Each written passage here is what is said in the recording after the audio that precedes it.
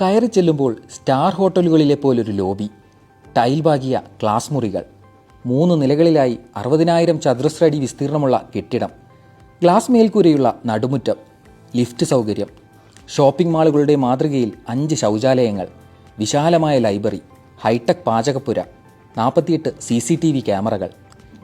ഇതും ഒരു പൊതുവിദ്യാലയമാണ്. സ്റ്റാർ ഹോട്ടലുകളുടെ മാതൃകയിലൊരു പൊതുവിദ്യാലയം. കൊല്ലം Nilamel മുരുക്കുമൺ UP school. വിദേശ മലയാളിയായ R. ലക്ഷ്മണൻ നായർ വാങ്ങിയതോടെയാണ് ഈ എയ്ഡഡ് സ്കൂൾ അന്താരാഷ്ട്ര നിലവാരത്തിലേക്ക് ഉയർന്നത്. അധ്യാപക വൃത്തിയോളം പവിത്രമായൊരു കർമ്മമില്ലെന്ന അച്ഛൻ്റെ വാക്കുകളാണ് അധ്യാപകനാവാൻ കഴിയാതെ പോയ മകനെ മാനേജറാക്കിയത്. 1954 സ്ഥാപിതമായ വിദ്യാലയം 7 വർഷം മുമ്പ് ദുബായിൽ ബിസിനസ്സുകാരനായ ലക്ഷ്മണൻ നായർ വാങ്ങി. പഴയ കെട്ടിടത്തിനു പകരം 18 കോടി ചെലവഴിച്ച് പുതിയ ഹൈടെക് കെട്ടിടം പണി കഴിപ്പിച്ചു.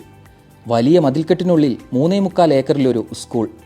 LKG, UKG, 1-ാം ക്ലാസ് വിദ്യാർത്ഥികൾക്കും പട്ടികജാതി പട്ടികവർഗക്കാർക്കും സ്കൂൾ ബസ്സിൽ യാത്ര സൗജന്യമാണ്.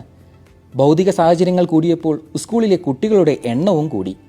അടുത്ത വർഷത്തോടെ 1000 കുട്ടികൾ പഠിക്കുന്ന സ്കൂളായി മുരുക്കുമൺ മാറണമെന്നാണ് ലക്ഷ്മണൻ നായരുടെ ആഗ്രഹം. അന്താരാഷ്ട്ര നിലവാരത്തിലുള്ള 36 ക്ലാസ് മുറികളോടുകൂടിയ ഒരു ബഹുനില കെട്ടിടം, വെച്ചാൽ ആരെയും അതിശയിപ്പിക്കുന്ന തരത്തിലുള്ള ഒരു കെട്ടിടമാണ് ഞങ്ങൾക്ക് വേണ്ടിയിട്ട് ഞങ്ങൾക്ക് സംഭാവനയായിട്ടാണ് നൽകിയെന്ന് വേണമെങ്കിൽ പറയാം. അല്ലാതെ സാറ് ഒരു ലാഭേച്ഛയും ഇല്ലാതെ തന്നെ നല്ല രീതിയിൽ ആണ് ഈ കെട്ടിട സമുച്ചയം ഞങ്ങൾക്കായിട്ട് ഉദ്ഘാടനം ചെയ്തു തന്നിട്ടുള്ളത്. ഈ സ്കൂളിന്റെ പ്രഥമാധ്യാപിക എന്ന നിലയിൽ എന്റെ കടമയും ഉത്തരവാദിത്വവും വർദ്ധിച്ചതായിട്ട് മാത്രമേ ഞാനിതിനെ കരുതുന്നുള്ളൂ.